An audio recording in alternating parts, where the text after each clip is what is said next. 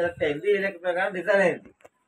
ఇప్పుడు ఇంతకుముందు నోముల భగత్ ఉన్నాడు, నోముల భగత్ 1 వే అట్లా అయింది. ఓకే, జాయింట్ ఫ్యామిలీ ఎక్కడ ఎక్కడ నీకు కులాలకి ఆర్థికంగా రాజకీయానికి ఎక్కడ చూడరు వీళ్ళు. పేదరికానికి పేదోడికైతే న్యాయం జరగాలి, పేదోడైతే న్యాయం జరగాలి. అదే అదే కోణంలో చెప్తారు. కానీ మీకైతే జాయింట్ గారి వచ్చిన లిస్ట్ అయితే కాదు.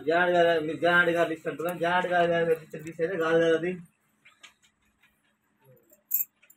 సార్ మీరు చెప్పండి, స్పెషల్ ఆఫీసర్ గారు మీరు చెప్పండి, సమాధానం చెప్పండి. మిమ్మల్ని అడిగేది సర్పంచ్ గారు ప్రెసిడెంట్ ఆయన తీయాలి, ప్రెస్కి ఇవ్వాలి కదా. మేము అట్లానే లేదు, మేము కాంగ్రెస్ పార్టీ అండి, మేము టీఆర్ఎస్ కాదు. లేదు, ఎవరి ద్వారా వచ్చింది చూడండి. నేతాపురం ఇల్లు ఎవరికి ఉన్నాయి, ఇల్లు ఎవరికి లేవని చూడండి, చెక్ చేయండి. లేని వారికి ఇవ్వండి, పార్టీ కార్యకర్తలకి లీడర్లకి ఇవ్వని చెప్పి ఎవరు అడగట్లేరు మిమ్మల్ని, దయచేసి. అది కష్టపడడానికి ఇవ్వండి, ఒక 5 ఇల్లు ఇవ్వండి, తప్పులేదు. కార్యకర్తకి కాంగ్రెస్ కార్యకర్తకు 10 ఇళ్ళు కేటాయించుకో, తప్పులేదు ఆడ.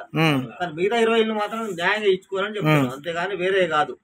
కాంగ్రెస్ కార్యకర్తకి 10 ఇళ్ళు ఇచ్చుకో, కష్టపడతాడు. ఇలా ఊర్లో పలానా రోజు పలానా పంచాయతీ అయిందని చెప్పి అంటే డైరెక్ట్ జెండా కట్టేది వాడు కాబట్టి పెట్టుకో, తప్పలేదు. కానీ మిగతా 20 ఇళ్ళు కదా, 20 ఇళ్ళు న్యాయపరంగా ఏమంటా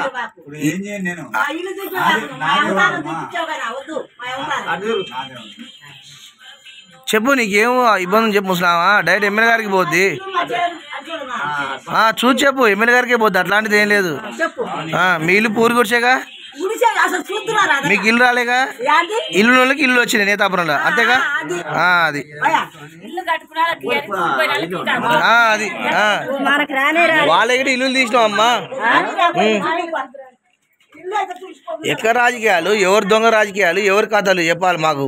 అది మా జానేడ్ సార్ కానీ మా ఎమ్మెల్యే గారు కానీ అట్లా చేయమని చెప్పి ఎవరికి చెప్పలేదు, డైరెక్ట్ ఎవరికి చెప్పలేదు. మా సార్ అట్లా చేయమని చెప్పి లేని వాళ్ళకి ఇవ్వని చెప్పింది, కానీ ఉన్న వాళ్ళకి ఇవ్వని చెప్పలేదు ఎప్పుడు. ఇట్లా మేము డైరెక్ట్ ఆల్రెడీ ఇగో సార్ మీరు చూడాలి, ఇది మీరు స్పెషల్ ఆఫీసర్ కాడికి పొమ్మని చెప్పి మాకు ఆల్రెడీ ఫోన్ వస్తేనే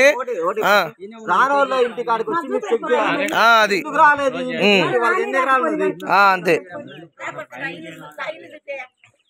అన్నా. రామకృష్ణ అన్న మీరు తప్పకుండా అది కూడా చూడాలి. మేము ఆల్రెడీ ఇల్లు పెట్టినాం, ఇంతకుముందు శంకరనందు పెట్టినాం. ఇప్పుడు స్పెషల్ ఆఫీసర్ గారు మా ఊరికి అవును, మాకు ఆల్రెడీ ఫోన్ వస్తేనే చెప్తున్నాం మేము డైరెక్ట్. అందుకే మా ఊరికి స్పెషల్ ఆఫీసర్ గారు మా ఇన్స్పెక్షన్ వచ్చిండు, చెక్ చేయమన్నాం.